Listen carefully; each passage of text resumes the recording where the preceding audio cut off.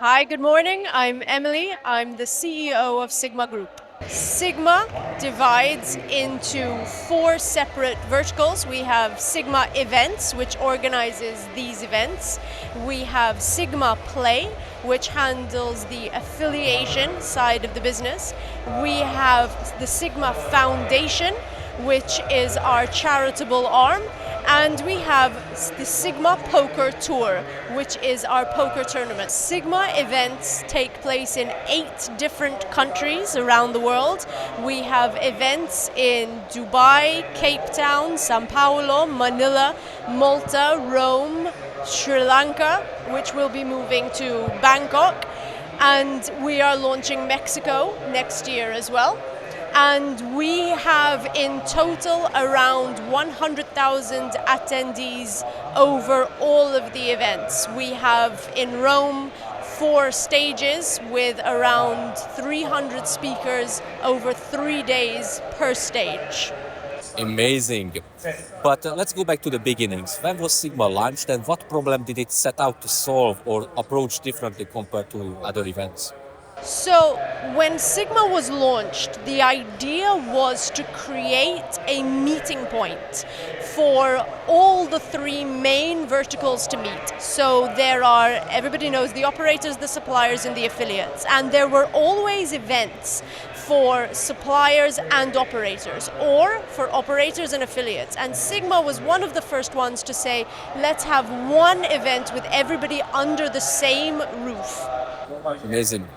And there are many related activities packed into just a few days. For someone who never attended, could you walk us through the tracks such as the expo, speaker stages, awards, startup pitch workshops, social events, and how they connect?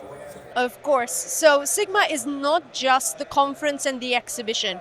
What separates us from other events is our focus on side events and networking opportunities. So we always have our charity awards dinner, which are very closely connected with the SiGMA Foundation. We always have an auction where you can raise money for the foundation. We have our startup pitch, which is part of the exhibition and the conference, where startup companies can pitch their business to investors and be in with a chance of winning the grand prize. We have networking, eye-gathering dinners every evening. We have our big closing party. We have workshops around the event. We always have activities, wine tastings, fun runs. There is always something to do at SiGMA. Thank you. Are SiGMA events open to anyone, and who do you recommend should attend and why?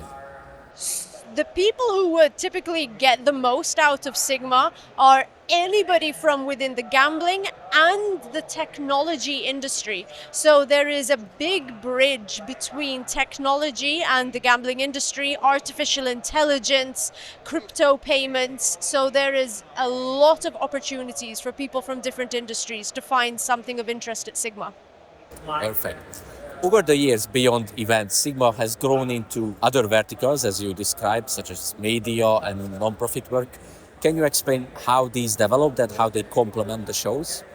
Absolutely. It's actually quite interesting. The SiGMA Foundation was launched during COVID, when we found ourselves as an events company with a bit of extra time on our hands, and there was a lot of discussions back and forth about a project that could be very meaningful, and what began as an idea has turned into this enormous project where we have 8 different projects around the world. We have built schools in Africa, we have a women empowerment program, so it's actually become a massive part of SiGMA. And our media arm, our news team, has grown, and the idea came from our desire to ensure that the entire industry has access to unbiased information, and that we can promote the industry in the right way and share the news that's important for people to know. Thank you. As Sigma grows its influence over the industry, how are you using this influence to help shape the sector in a positive way for both players and businesses? This actually ties in very closely with the media arm of the business, because at Sigma we believe that regulation is key. Regulation is the future of the industry. And if you do not regulate an industry, if you do not regulate a region, gambling will still happen. It will just happen under the table with zero protection for players. So for us, it is so important that in every region we exhibit, we align very closely with the governments, with the regulators, we invite them to the events, and we make sure that we are promoting the regulation side of the industry as much as possible. Thank you. Related to this, if you would have a magic wand, what is the one thing you would like to change in this industry immediately and why? Better regulation. And I would explain that I strongly believe that regulation is the way to go. However, over-regulation also has its downsides. So I would love the regulation industry to focus more on punishing the black market and not over encumbering the players who are doing the right thing and following the rules with too much bureaucracy. I believe that regulation is very important, and for all the companies to embrace it, it should not be seen as something negative. Completely agree. And finally, what you and the industry should look forward in 2026? Are there specific themes, locations, or initiatives already on your roadmap? We have actually launched our second Americas event for 2026. So we will have two events in each of the key continents. We have two events in Europe. We have two events in Americas. We have one in South America, in Sao Paulo, Brazil, and one in North America, in Mexico. And we also have two events in Asia. So we have one event in Manila and one event in Sri Lanka. And in addition to our Africa and Dubai event, this means that we have a very well-balanced year with one event every 6 weeks.